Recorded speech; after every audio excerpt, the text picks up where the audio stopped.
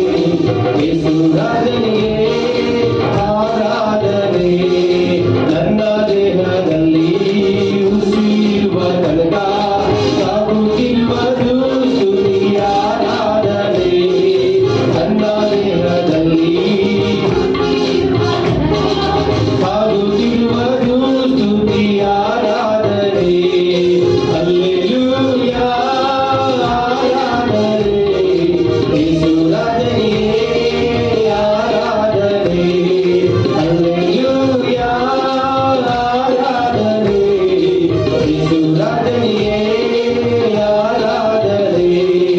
ಕಣ್ಣು ಮುಚ್ಚಿದರೆ ಯೇಸು ನಿನ್ನ ಜ್ಞಾಪಕ, ಈಗ ನನ್ನ ಮೇಲೆ ಸುರಿಸು ಅಗ್ನಿಯ ಅಭಿಷೇಕ.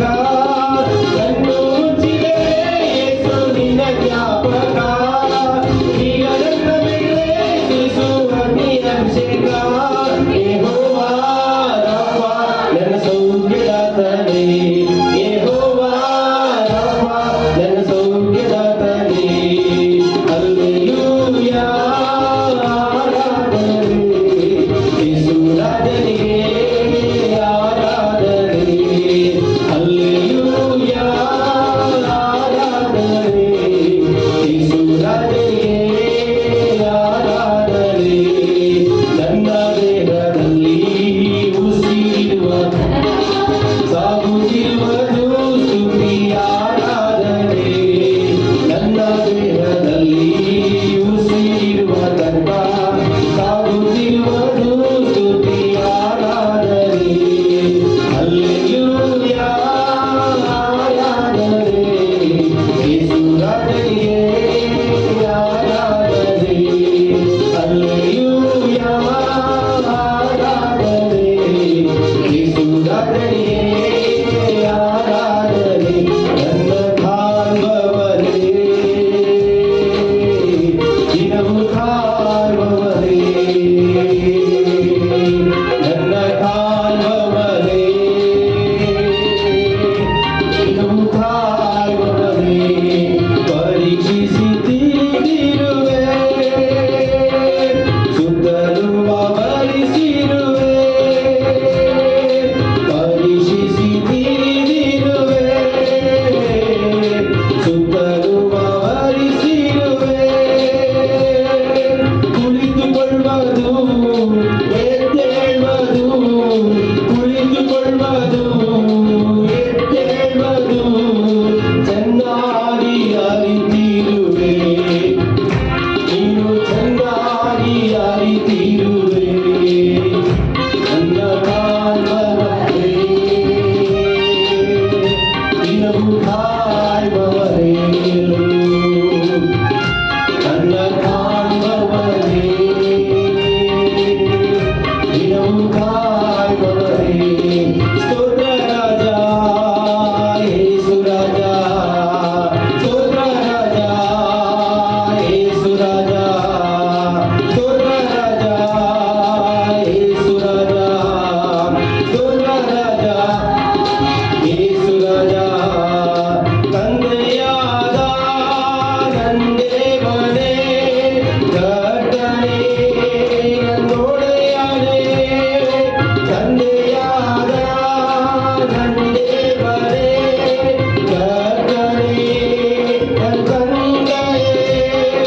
ಮಹಿಮೆಯೂ ಮಹತ್ವವೂ ನಿಮಗೆ ತಾನೇ ಎಂದೆಂದಿಗೂ.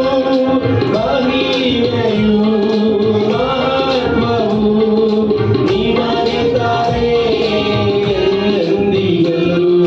ಘನತೆಯೂ ಗೌರವವೂ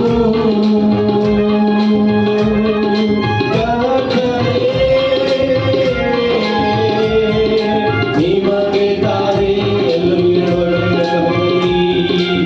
ಘನತೆಯೂ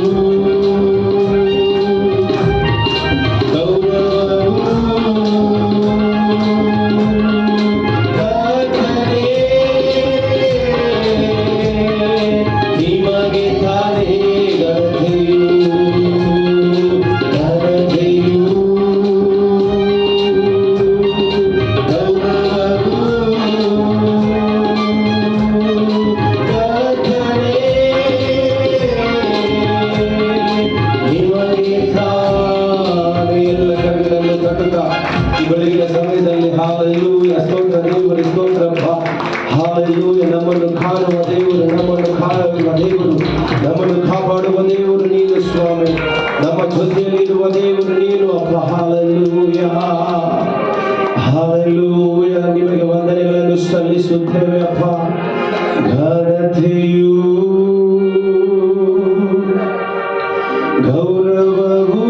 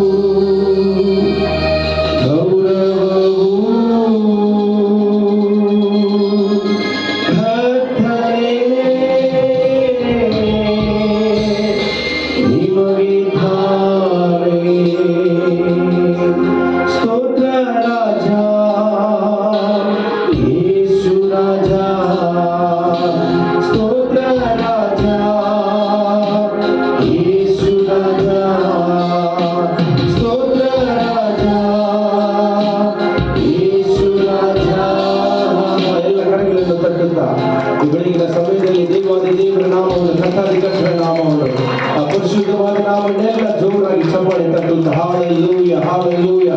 ಸ್ತೋತ್ರ ದೇವರೇ, ಸ್ತೋತ್ರಪ್ಪ ಸ್ತೋತ್ರಪ್ಪ ಸ್ತೋತ್ರಪ್ಪ ಸ್ತೋತ್ರಪ್ಪ. ஹalleluya ஹalleluya ஹalleluya. சில தமிழ் பாடல்களை பாடி தேவனுடைய நாமத்தை மகிமைப்படுத்துவோம். நன்றி பலி விடம் கட்டுவோம். நல்ல தெய்வம் நாங்கள் செய்த நன்மைகள் ஆயிரங்கள் அவர் நாமத்தை சொல்லி சொல்லி இந்த கால வேளையில அவர் செய்த பாராட்டின கிருபைகளை நினைத்து நாம் ஜீவனோடு இருப்பது அவருடைய சுத்த கிருபை.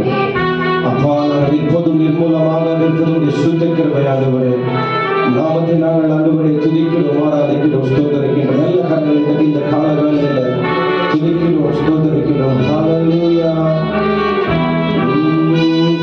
நன்றி பலி பீடம் கட்டுவோம், நல்ல தெய்வம் நன்மை செய்தார். நன்றி பலி பீடம் கட்டுவோம், நல்ல தெய்வம் நன்மை செய்தார். செய்த நன்மை ஆயிரங்கள் சொல்லி சொல்லி பாடுவே. செய்த நன்மை ஆயிரங்கள் சொல்லி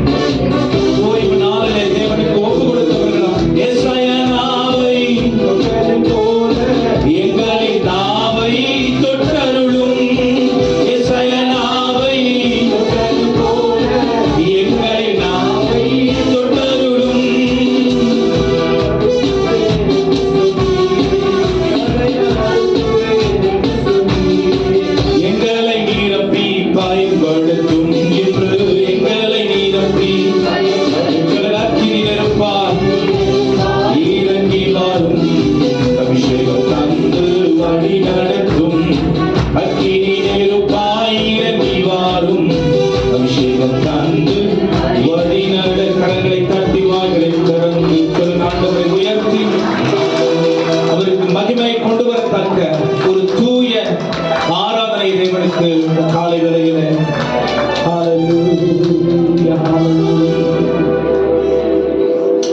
ஹalleluya ரபனா ஷந்தரலலலல. ஒரு வேதத்தை எடுத்துக்கொள்ளுங்க. எபிரேயர் 4ஆம் அதிகாரம். எபிரேயர் 4ஆம் அதிகாரம்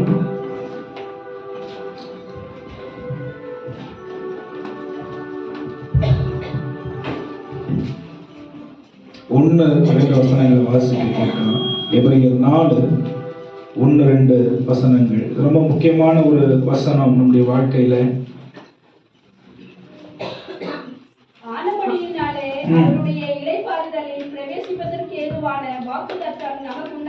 ஆனபடியினாலே அவருடைய இளைப்பாறுதலில் பிரவேசிக்கும் வாக்குத்தத்தம் நமக்கு உண்டாயிருக்கிறது.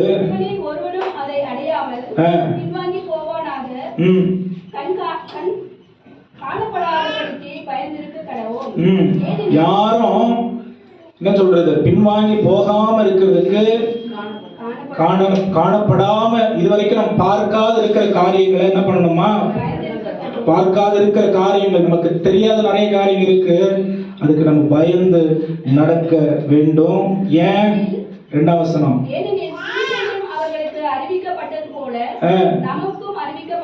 அவர்களுக்குனா நோவா காலத்திலிருந்து சுவிசேஷம் அறிவிக்கப்பட்டது போல நமக்கும் அறிவிக்கப்பட்டது. அவங்களுக்கும் ஆண்டவருடைய வார்த்தை வந்துச்சு, நமக்கும் ஆண்டவருடைய வார்த்தை வந்துகிட்டே இருக்கு. வாசிங்க.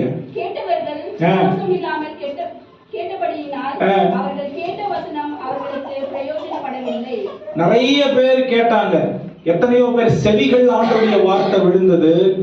ஆனால் விசுவாசத்தோட கேட்டவர்களும் வேதத்துல பார்க்க முடியும். விசுவாசம் இல்லாமல் வசனத்தை மேம்போக்கா கேட்கிறவர்களையும் பார்க்க முடியும். விசுவாசம் இல்லாமல் வசனத்தை அவர்கள் கேட்டபடியினாலே அந்த வசனம் தேவனுடைய சுவிசேஷம், நற்செய்தி, ஆண்டவருக்காக நாம் வாழுகிறதான இந்த வாழ்க்கை எப்படிப்பட்ட வாழ்க்கையா இல்லையா?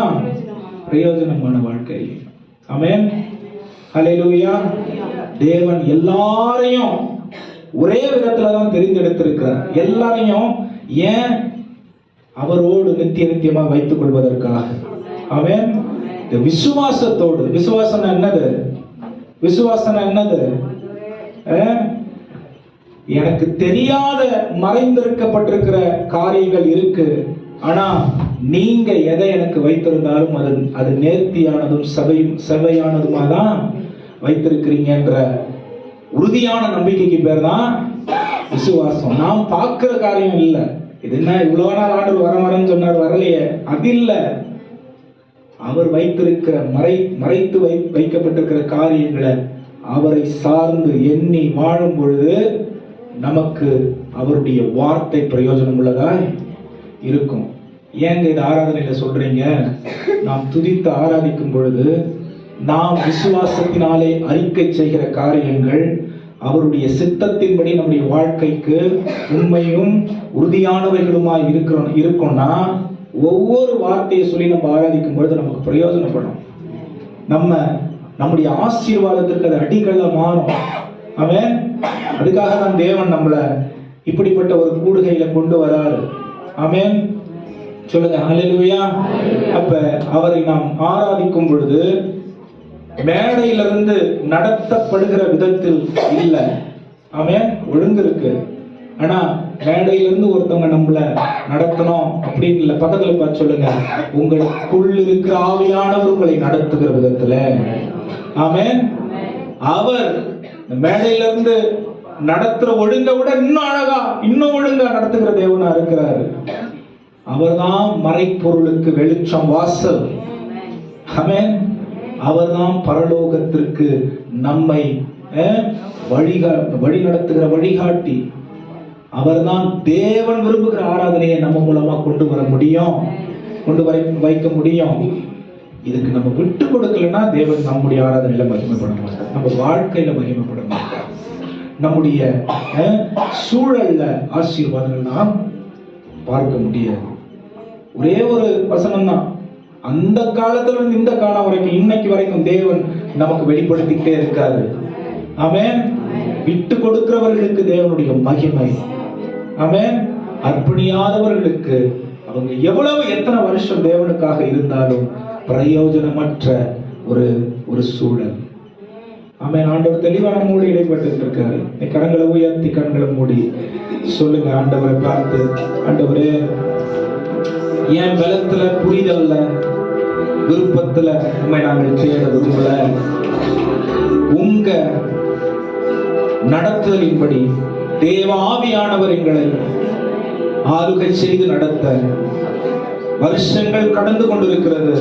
நாங்களோ ஆண்டவரே அதே வண்ணமாய் இல்லாதபடி நீர் விரும்புகிறபடிக்கு எங்களுடைய வாழ்க்கைகள் இன்னும் பூரணப்படுவதற்காக தான் எங்களோடு இடைப்பட்டு இருக்கீங்கன்னு சொல்லி ஆண்டவருடைய கரத்தில் ஒப்பு கொடுத்து நல்ல வாய்களை திறந்து ஒரு 2 நிமிஷம் சொல்லுங்க. நல்ல ஸ்தோத்திரம் பண்ணலாம்.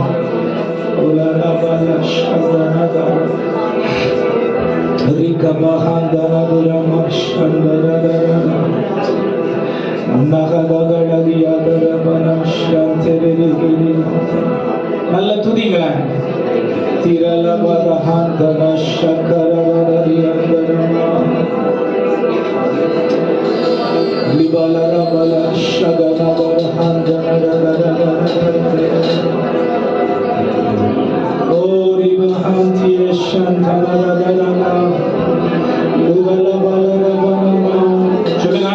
மனிதர்களை பார்ப்பதற்கு, சூழ்நிலைகளை பார்ப்பதற்கு, மற்றவர்களை பற்றி இந்த இடத்துல நாங்க உட்கார்ந்து யோசிக்கிறதுக்கோ ஆண்டவரை சிந்திக்கிறதுக்கோ வரல.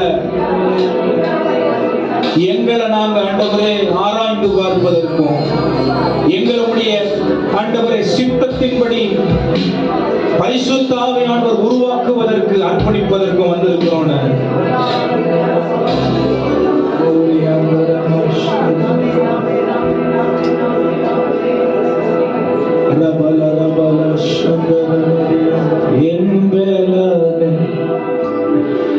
என் கோட்டையே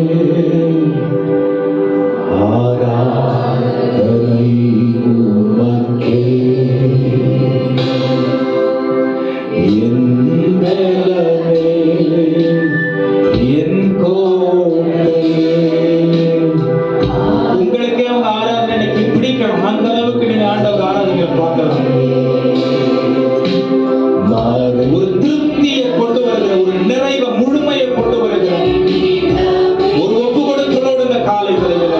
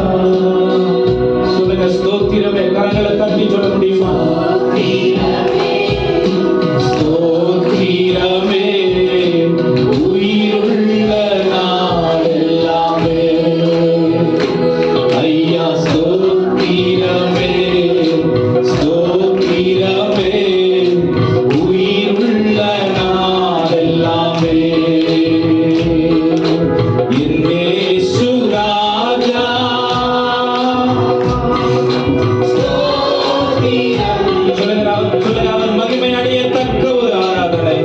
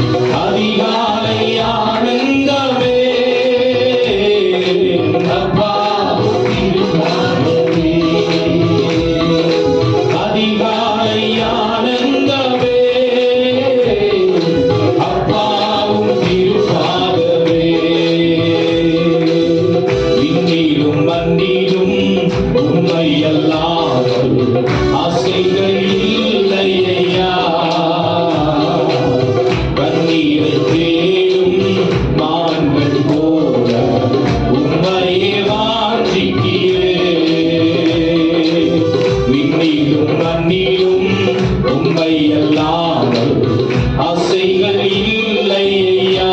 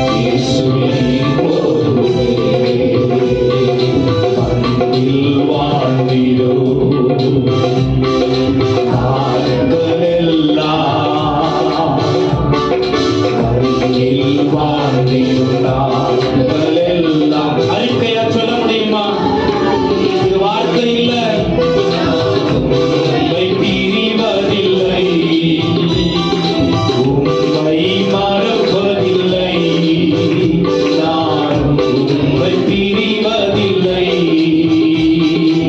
ஆராதனை ஆராதனை சொல்லுங்கப்பா. ஆராதனை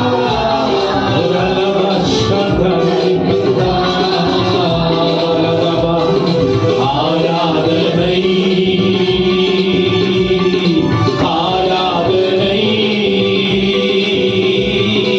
அப்பா அப்பா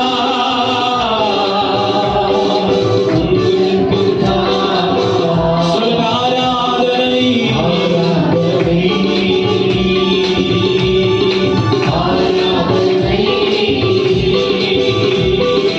அப்பா அப்பா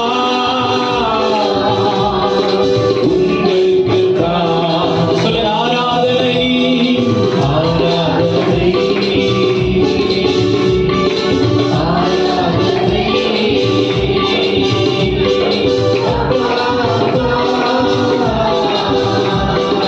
உங்களுக்கு தான்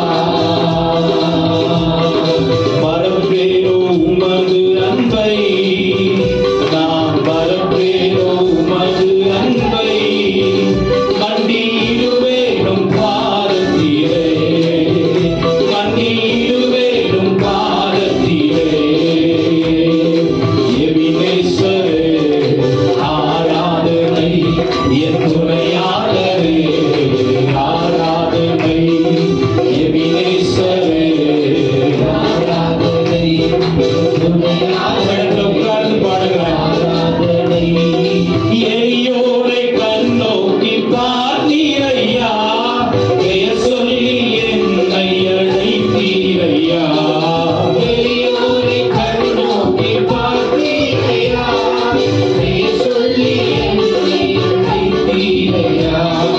உம்மை விட்டு எங்கோ நான் சென்ற போது, உம்மை விட்டு எங்கோ நான் சென்ற போது, என்னை தேடி என் பின்னே வந்தீரையா, என்னை தேடி என் பின்னே வந்தீரையா.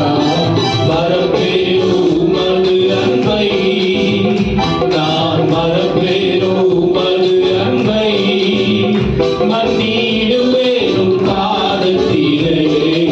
நீர் என்மேல் வைத்த உம் கிருபையினால் என்னை அழித்தாலுமே கனிவாக கனிவாக என்னை மறப்பேனோ உமது அன்பை, நான் மறப்பேனும் பாதத்திலே. எல்லா கரங்களை தட்டி ஆண்டவருக்கு நன்றி சொல்லுவோம். இந்த வேளையிலே நம்முடைய ஆண்டவரை எப்படி மறக்க முடியும்? பழக்கம் நம்ம கிட்ட இல்லைன்னா ஆண்டவர் எப்படி கேட்பார் அப்படிங்கிற பழக்கம் நமக்கு சுத்தமா தெரியாது. சோ அடிப்படைய இன்னைக்கு நான் ஒரு முக்கியமான ஒரு காரியம், ரொம்ப எளிமையானதா இருந்தாலும் முக்கியமானதை உங்களுக்கு நான் சொல்லிக் கொடுக்க விரும்புகிறேன். இதனால அவனுடைய செய்தி தலைப்பு, வேதத்தை என்னுடைய வாழ்க்கை மறுரூபமாகும்படிக்கு எப்படி வாசிப்பது அப்படிங்கிற ஒரு ஆலோசனையோடு கூட தான் நம்ம பைபிள் படிக்கிறதுனா என்னங்க, ஆதியிலே தேவன் வார்த்தையா இருந்தார், அது அதான பைபிள் படிக்கிறது. அப்புறம் திறந்து என்ன சொல்றதுங்க, கர்த்தரை மெய்ப்பராய் இருக்கிறார், நான் தாட்சியடையேன், அதான பைபிள் படிக்கிறது. பக்கத்துல பார்த்து சொல்லுங்க, இல்ல இல்ல. ஏன் தெரியுமா? ஆண்டவருடைய வார்த்தை ஜீவன் உள்ளதா இருக்கிறது. அது அவரையே நம்மிடத்துல நேரடியாக பேசுகிற விதத்துல நம்மை இணைக்கிறது, உறவு கொள்ள வைக்கிறது. அது மட்டும் இல்ல, அந்த வார்த்தை நம்முடைய வாழ்க்கையை மாற்றுகிறது. அது மட்டும் இல்ல, பரலோக தேவனுடைய இதயத்தை திறந்து காட்டுகிறது தேவனுடைய வசனம் பைபிள். ஆமென். ஆண்டவரை நம்ம தெரிஞ்சுக்கணும்னா, ஆண்டவரை நல்லா நம்ம புரிந்து கொள்ளணும், அறிந்து கொள்ளணும்னு சொன்னா இந்த வேதத்திற்கு நெருங்கிய நண்பரா, உயிர் நண்பனா மாறிடும். இல்லனா ஆண்டவரை பத்தி நமக்கு தெரியாது. ஆண்டவரை பத்தி நமக்கு தெரியலனா உலகத்தில் வரும் எல்லா வார்த்தைகளையும் நாம் நம்ப ஆரம்பிச்சிருவோம். ஆமென். அப்ப உலக மனிதர்களுடைய வார்த்தை கேட்க இனிமையா தான் இருக்கும். மனிதர்கள், அதாவது நண்பர்களுடைய வார்த்தை கேட்க இனிமையா தான் இருக்கும். பிசாசனுடைய சத்தமும் கேட்க இனிமையா தான் இருக்கும். ஆமென். கிறிஸ்தவர்களுடைய வார்த்தை கேட்க இனிமையா தான் இருக்கும். போதகர்களுடைய வார்த்தை கேட்க நம்பத்தக்கவைகளாய் இனிமையா தான் இருக்கும். எந்த பக்கம் திரும்பினாலும் மனிதர்களுடைய சத்தம் நல்ல சத்தமா தான் இருக்கும். அந்த தீமையான காரியத்துக்கு நம்ம போக வேணாம், மற்றவங்க தவறா அதெல்லாம் போக வேணாம். ஆனால் நல்ல சத்தம் வேற, வாழ்வு தரும் வார்த்தை வேற. ஆமென். நல்ல செவிகளுக்கு நல்ல சத்தம் வேற, வாழ்க்கையை கட்டுகிற வார்த்தைகள் வேற. ஆமென். நல்ல சத்தம், பிரயோஜனம் உள்ள வார்த்தைகள் வேற, பரலோகத்தில் சேர்க்கிற வார்த்தைகள் வேற. பரலோகத்தில் சேர்க்கிற, நம்முடைய வாழ்க்கையை கட்டுகிற, பரிசுத்தத்தை காத்துக்கொள்ளத்தக்க, நம்மை வழிநடத்துகிறது இந்த வசனம் மட்டும்தான். ஆமென். ஹல்லேலூயா. ஹல்லேலூயா. நம்முடைய வாழ்க்கை மாற எப்படி வேதத்தை நாம் வாசிக்கணும் அப்படிங்கறத நான் உங்களிடத்துல இன்னைக்கு பேச விரும்புகிறேன்.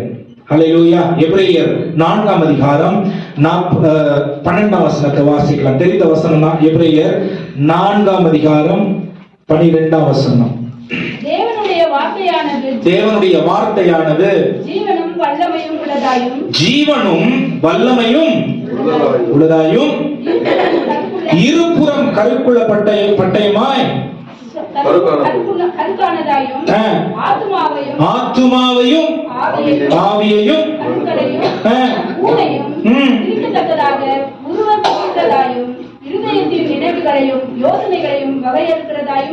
எத்தனை விஷயம் இதுல இருக்கு பாருங்க.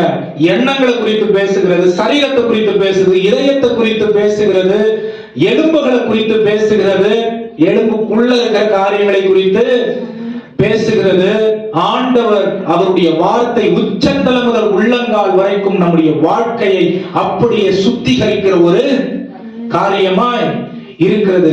இன்னைக்கு நம்ம வேதத்தின் பக்கம் திரும்பலனா நாளைக்கு பரலோகத்திற்கு போகிறதுக்கு வழி நமக்கு தெரியாது. ஹல்லேலூயா. பரலோகத்திற்கு கொண்டு போகிற ஒரே வழி தேவனுடைய வார்த்தை. ஹல்லேலூயா. நல்லா கவனிங்க. 5 விதத்துல தேவனுடைய வார்த்தை, தேவனுடைய வசனம் நம்முடைய வாழ்க்கைய மறுரூபமாவதற்கு நேராக கொண்டு போகும். ஆமென். சபைக்கு வரவங்க, பெத்தேல் சர்ச் விசுவாசிகள், குழந்தைகள்ல இருந்து பெரியவங்க வரைக்கும் உங்களுடைய வீட்டுல ஒண்ணு சொல்லட்டுமா, பாஸ்டர் சொல்ற வார்த்தையை அப்படியே நீங்க பக்கத்துல பார்த்து சொல்லுங்க, கீழ்ப்படியணுங்க. எந்த பாஸ்டரும் வாழ்க்கை நாசமா போறதுக்கு மேடையிலன்னு சொல்லி கொடுக்க மாட்டாங்க. ஆமென். நாசம் மோசமான இருக்கிற உலகத்துல இருந்து மீட்டெடுத்து பரலோகத்தின் பக்கம் நாம் திரும்புவதற்காக தேவனுடைய வார்த்தை நமக்கு போதகர் மூலமாக வருகிறது. ஆமென். விசேஷமா உங்களுடைய ஆவிக்குரிய தகப்பன்மார்கள், ஆமென், நீங்க உங்களுடைய ஆவிக்குரிய ஆகாரத்தை உட்கொள்கிற உங்க வீடு வெறும் ஆவிக்குரிய வாழ்க்கைக்கு மட்டும் இல்ல, உங்களுடைய பூலோக இல்லற வாழ்க்கையும் நல்லா இருக்கணுங்கிற அக்கறையோட தேவனுடைய வார்த்தைகளை சொல்லிக் கொடுக்கிறார்கள். ஆமென். இதை நீங்க அப்படியே கீழ்ப்படிந்து உங்களுடைய வாழ்க்கைக்கு பயனுள்ளதா நீங்க மாற்றி கொண்டீங்கன்னா நீங்க சமுதாயத்துல சாட்சி உள்ளவர்களா இருப்பீங்க. ஆண்டுடைய பார்வைக்கு ஆசீர்வதிக்கப்பட்டவர்களா இருப்பீங்க. உலக பார்வைக்கு ஆசீர்வதிக்கப்பட்டவர்களா இருப்பீங்க.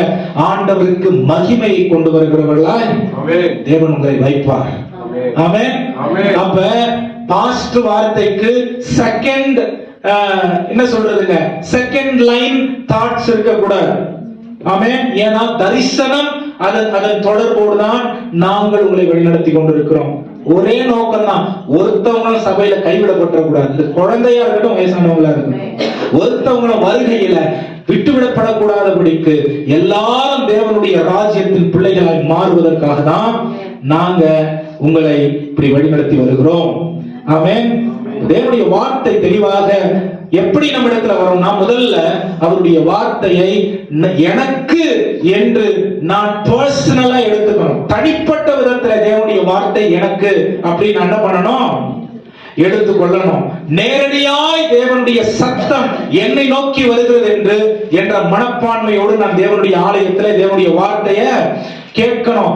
நேரடியா அவர் என்னிடத்துல பேசுகிறார், இந்த வார்த்தை எனக்குரியதாக தான் இருக்கிறது என்று நான் எடுத்துக்கொள்ள வேண்டும்.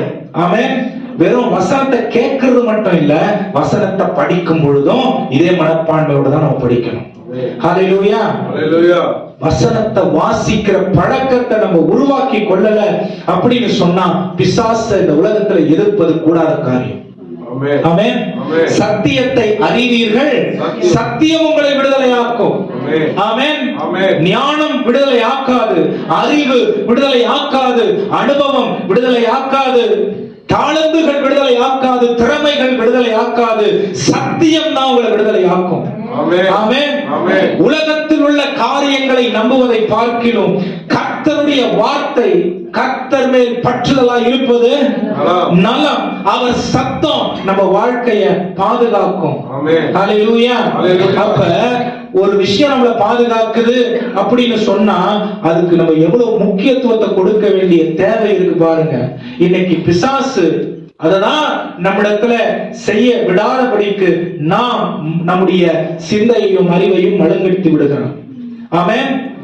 ஆண்டவருடைய வார்த்தை ரொம்ப என்ன சொல்றதுங்க, பர்சனல், தனிப்பட்ட விதத்துல எனக்குரியதா இருக்கிறதுன்னு அதுல நம்ம உரிமை பாராட்டணும், சொந்தம் கொண்டாடுகிறவர்களாய் இருக்கணும். எந்த வார்த்தை நம்மை நோக்கி வந்தாலும் ஆண்டவரே இது எனக்கானதா இருக்கிறது என்று நாம் கவனம் உள்ளவர்களாய் எடுத்துக்கொள்ள வேண்டும். ஆண்டவர் இந்த கர்த்தருடைய போஜனத்துல கடைசியா இவர் காட்டி கொடுக்கப்படுகிறதான அந்த நேரத்துல பன்னிருவர் இயேசுவோடு கூட உட்கார்ந்து இருந்தார்கள் அவருடைய சீஷர்கள். அப்ப ஆண்டவர் சொல்றாரு, இந்த பந்தியில இருக்கிற ஒருத்தவன் தான் என்ன காட்டி கொடுப்பான்னு சொல்லி அந்த இடத்துல நீங்க பாத்தீங்கன்னா அங்க இருந்த எல்லா சீஷர்களும் பேதுருவா இருக்குமோ, யூதாசா இருக்குமோ அப்படின்னு சொல்லல. நானும் தனிப்பட்ட விதத்துல ஆண்டவரே நானா இன்னொருத்தவங்க நான் பார்க்கல, அவனாலதான் இருக்கும், இவங்களாலதான் இப்படி, இவங்க இதை செஞ்சிருப்பாங்க எனக்கு தெரியும், அப்படி இல்லை. நானா எனக்காக என்ன நோக்கி அந்த வார்த்தை வந்திருக்கிறது. அப்ப ஆண்டவருடைய வார்த்தை நம்மளை நோக்கி வரும் பொழுது நம்ம என்ன பண்ணணும், ஆண்டவரே நானா என்னுடைய வாழ்க்கைக்கு இந்த காரியங்களை நீங்க வைத்திருக்கிறீங்களா அப்படின்னு சொல்லி நான் பார்க்க வேண்டும். ஹல்லேலூயா, சொல்லுங்க ஹல்லேலூயா. இன்னொரு இடத்துல நீங்க பாத்தீங்கன்னா 7 சபைகளுக்கு ஆண்டவர் என்ன பண்றாரு, 7 சபைகளுக்கு ஆலோசனையை கொடுக்கிறார். பொதுவான ஆலோசனை இந்த 12 சீடர்களுக்கும் பொதுவான வார்த்தையா தான் சொல்றாரு. ஆனால் அவங்க தனிப்பட்ட விதத்துல எடுத்துக்கிறாங்க. ஆமென். என் வாழ்க்கை மறுரூபமாக்கப்படணும் அப்படின்னா வெறும் எனக்கு வேணுமா இருக்கிற வார்த்தையை மட்டும் நான் பிடிச்சுக்கணும் இல்ல, ஆண்டவர் எனக்கு சொல்லுகிற சபையில் போதிக்கிற எல்லா வார்த்தையும் எனக்குரியதா இருக்கிறது என்று நான் எடுத்துக்கொள்ள வேண்டும். நான் சில போதகர்கள் பேசுறத உங்களுக்கானதுனா இது எடுத்துக்குங்க, இது சமரசம் பண்ணுகிற காரியம். ஆமென். வேதத்துல சமரசம் பண்ணிக்க முடியாது, பண்ணிக்க கூடாது, அது ரொம்ப ஆபத்தான ஒரு விஷயம். அரை சத்தியம் முழு பொய்யோட ஆபத்தானது. ஆமென். அப்ப பூரண சத்தியத்தை நீங்களும் நானும் கடைபிடிக்கிறவர்களாய் வாழ்கிறவர்களாய் இருக்க வேண்டிய தேவை இருக்கிறது. அப்ப நம்மை நோக்கி வருகிற ஒவ்வொரு வார்த்தையும் தேவன் நம்மை நோக்கி அக்கறையோடு பேசுகிற வார்த்தையா இருக்கிறது என்று ஏற்றுக்கொண்டு அந்த வார்த்தையின்படி நம்முடைய வாழ்க்கையை நாம் மாற்றிக்கொள்ள வேண்டிய தேவை இருக்கிறது. அப்ப தனிப்பட்ட விதத்துல இந்த வசனத்தை நான் வாசிக்கும் பொழுதும் சரி, நான் வசனத்தை போதகர்கள் கேட்கும் பொழுதும் சரி, இந்த 5 காரியங்கள் என்னிடத்துல இருக்கிறதா நான் பார்க்கணும். அவன் முதல்ல நான் சொன்ன இந்த தனிப்பட்ட விதத்துல எனக்கென்று ஆண்டுடைய வார்த்தை கொடுக்கப்பட்டிருக்கிறது என்ற ஒரு எண்ணத்தோடு நான் கவனித்து கேட்க வேண்டும். அப்ப கவனிங்க, இந்த 5 காரியம் என்னிடத்துல இருக்கிறதா. முதல்ல ஆண்டவர் கொடுக்கிற வாக்குத்தத்தங்களை நான் எப்படி சுதந்திரித்துக் கொள்ள வேண்டும். இப்ப ஆதியில தேவன் வானத்தையும் பூமியும் உண்டாக்கினார் அப்படின்னு சொல்லும் பொழுது இந்த வானத்தையும் பூமியும் உண்டாக்கின தேவன் எனக்கு என்ன சொல்ல வராரு, எனக்கு என்ன வாக்குத்தத்தத்தை கொடுக்கிறாரு அப்படிங்கிற காரியம் இருந்தால் அதை நான் எப்படி எனக்காக சுதந்திரித்துக் கொள்வது? இந்த கேள்வியை கேட்கணும். இரண்டாவது, என்னுடைய வாழ்க்கையில நான் கீழ்ப்படிய வேண்டிய காரியம், கீழ்ப்படிய வேண்டிய கட்டளை இந்த வேத வசனத்தில் என்னவா இருக்கிறது என்று தனிப்பட்ட விதத்துல பார்க்கணும். முதல்ல நான் வாக்குத்தத்தத்தை ஏற்றுக்கொள்ள இருக்கிறதான காரியம் இதுல என்ன இருக்கு? இரண்டாவது, கீழ்ப்படிய வேண்டிய கட்டளை என்ன இருக்கு? மூன்றாவது, விட்டுவிட வேண்டிய பாவம் என்னிடத்துல என்ன இருக்கிறது? நான்காவது, தேவனுடைய எச்சரிப்புக்கு நான் அடிப்படைய வேண்டுமா? எந்த எச்சரிப்பு என்னை நோக்கி வருகிறதா? இதை நான் எப்படி இதற்கு அடிப்படைய வேண்டும் என்கிற எண்ணம். ஐந்தாவது, தேவன் காட்டினதான அந்த பாதையிலே அல்லது இந்த வேத வசனம் காட்டுகிறதான அந்த மார்க்கத்திலே நான் எப்படி கீழ்ப்படிந்து நடக்க வேண்டும் என்கிறதான இந்த 5 கேள்வியை ஒவ்வொரு முறையும் நான் பைபிள் படிக்கும் போது கேட்கணும். ஆமென். ஒவ்வொரு முறை பைபிள் படிக்கும் போது கேட்கணும். முதல்ல சொல்லுங்க, வாக்குத்தத்தங்களை எப்படி சுதந்திரித்துக் கொள்வது? ஆண்டவரே, இன்னைக்கு நான் வாசிச்சேன், கர்த்தரின் மேய்ப்பராய் இருக்கிறார். இது தேவன் எனக்கு கொடுத்ததான வாக்குத்தத்தம். அவர் எனக்கு எப்படி மேய்ப்பராய் இருக்கிறார் என்கிற அந்த ஏற்றுக்கொள்ளுதலை நான் எப்படி தனிப்பட்ட விதத்துல நான் அபியாசப்படுத்த முடியும், உபயோகப்படுத்த முடியும்? இரண்டாவது, எந்த கட்டளைய நான் கீழ்ப்படிய வேண்டும்? எந்த கட்டளைய? நீர் கொடுக்கிற இந்த வாக்குத்தத்தத்தை. நாலாவது, 10 கற்பனைகள்ல 4வது கற்பனை என்னது? 4வது கற்பனை என்னது? ஓய்வு நாளை அசட்டை பண்ணாதிருப்பாயாக.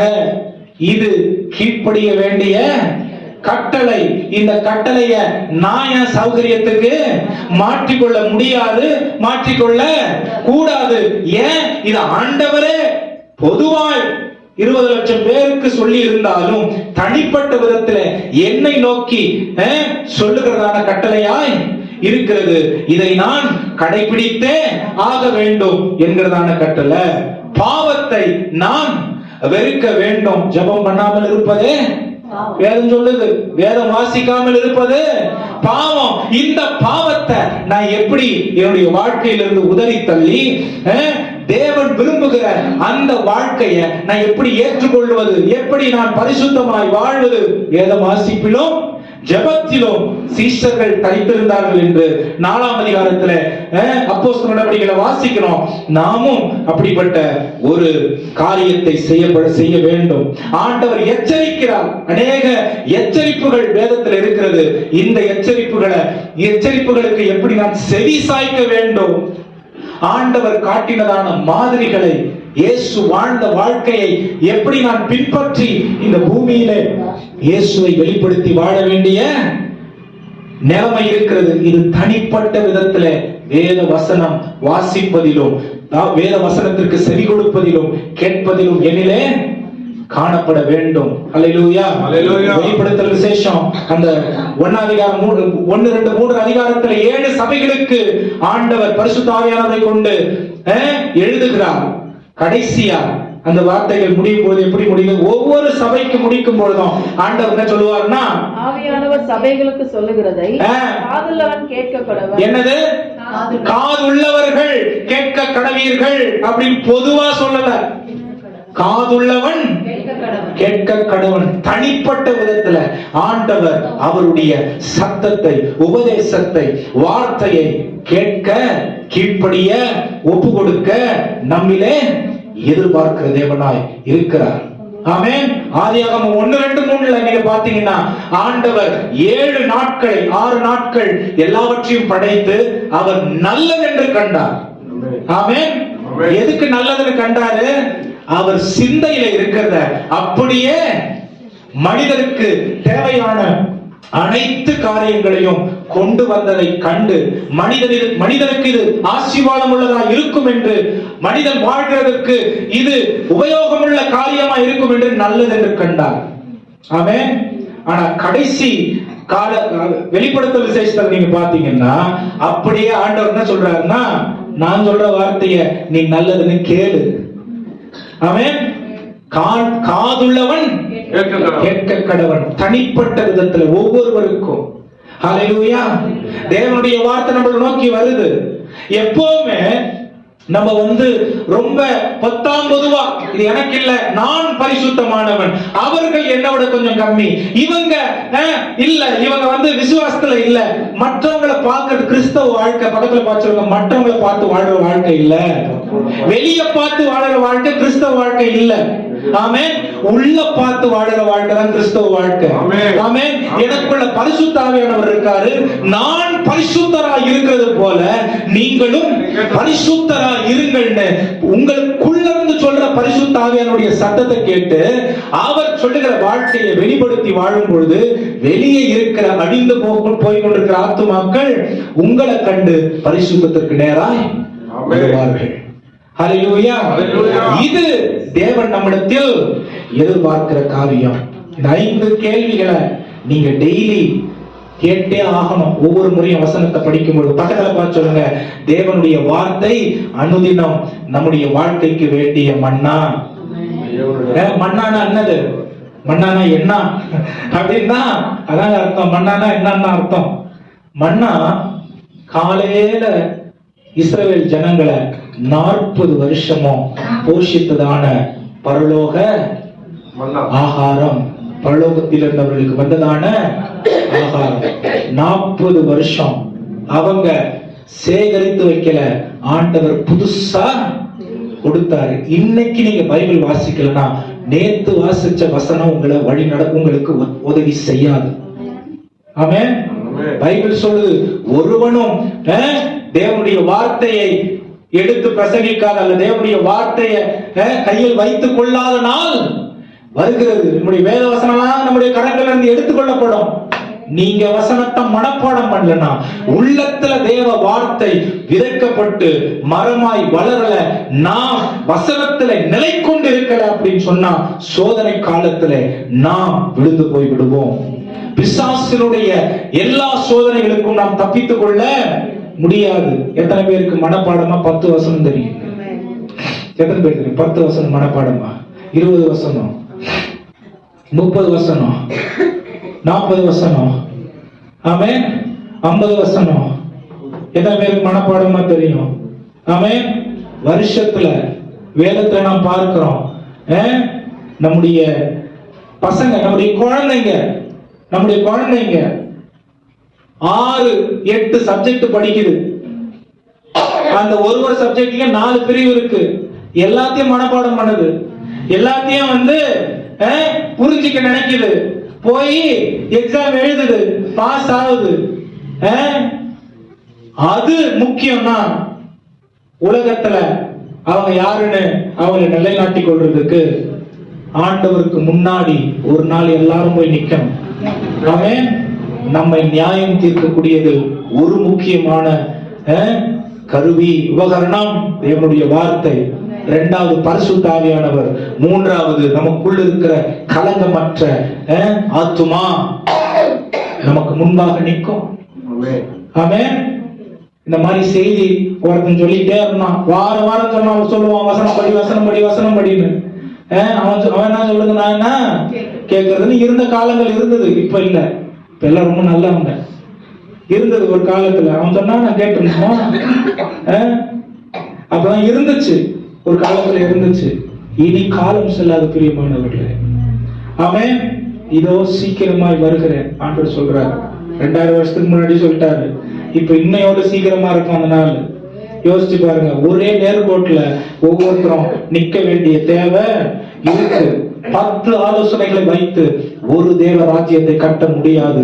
தேவன் ஒரே சத்தத்தை ஒரு சபைக்கு ஆலோசனையாக, தரிசனமாக, வழிநடத்துதலாக கொடுப்பார். அந்த சத்தத்துல நிக்கணும். ஆமென். அதுல பலுகி பெருகி நாம் ஆசீர்வதிக்கப்படுகிறத பார்க்க முடியும். முதலாவது, தனிப்பட்ட விதத்துல தேவனுடைய வார்த்தையை நாம் எடுத்துக்கொள்ள வேண்டும். 2வது, தேவனுடைய வார்த்தைக்கு பூரணமாய் நாம் கீழ்ப்படுகிறவர்களாய் இருக்க வேண்டும். அல்லேலூயா. இதோட இத சொல்லாம இருக்க மாட்டாரு. ஆமென். சொல்லுங்க ஹalleluya. ஆண்டவர் உங்ககிட்ட பேசுறதும் பேசாம இருக்கிறதும் எப்படி நான் சொல்றேன் பாருங்க. எத்தனை பேர் சரி இது பைபிள் படிக்கிறவங்க கிட்ட நான் கேட்கலாம், எனக்கு உண்மையா தெரியல எத்தனை பேர் பைபிள் படிக்கிறீங்கன்னு. ஒரு நம்முடைய பிள்ளைகளுக்கு நம்ம ஒரு வேலை சொல்றோம் வைங்களேன், தம்பி நீ இந்த வேலை செய்ய அப்படின்னு ஒரு முறை சொல்றீங்க, 2 முறை சொல்றீங்க, 3 முறை சொல்றீங்க. அந்த பிள்ளை பையனா இருக்கட்டும் பொண்ணா இருக்கட்டும் அந்த வேலைய செய்யல, என்ன பண்ணுவீங்க? நீங்க என்ன பண்ணுவீங்க சொல்லுங்க? பரவாயில்ல, என்ன பண்ணுவீங்க? ஸ்ட்ரைட்டா திட்டுவீங்களா? நான் என்ன பண்ணுவேன்னா திரும்ப சொல்ல மாட்டேன், நானே செஞ்சிருவேன். ஆண்டவர் அந்த மாதிரிதான். இன்னைக்கு நீங்களும் நானும் பாதுகாக்கப்பட்டிருக்கிறோம், பட்டுக்கிட்டு இருக்கோம்.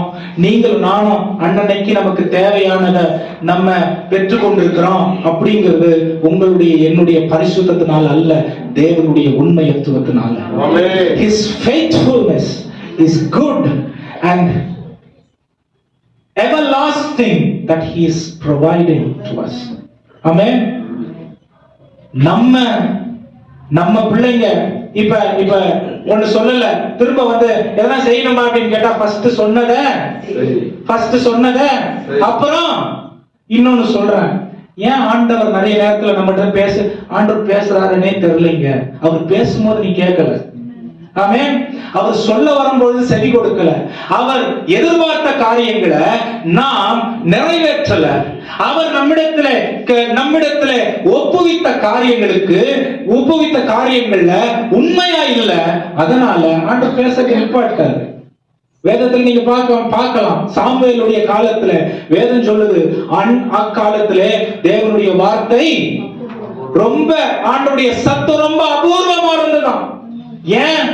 அதுக்கு முன்னாடி பேசிக்கிட்டே இருந்தாரு, இவங்க கேட்கல.